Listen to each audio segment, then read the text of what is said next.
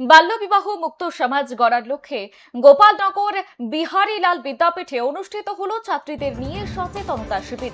আর এই সচেতনতামূলক শিবিরের আয়োজন করে পাঁশকুড়া থানা এবং স্বেচ্ছাসেবী সংস্থা শক্তি বাহিনী।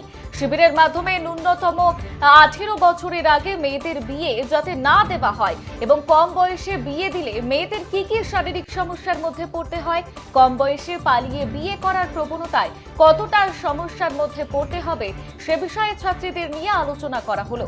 কর্মসূচিতে উপস্থিত ছিলেন পাঁশকুড়া থানার শুভব্রত নাথ, গার্গী ব্যানার্জি, সৌমেন মণ্ডল এবং স্বেচ্ছাসেবী সংগঠনের প্রতিনিধিরা।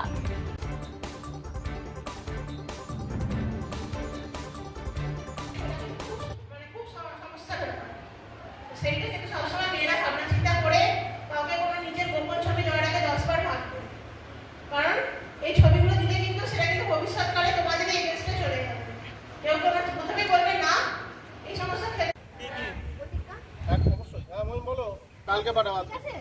ঠিক তো? কালকে তাহলে প্রত্যেকটা আমরা আগে সামনের দিকে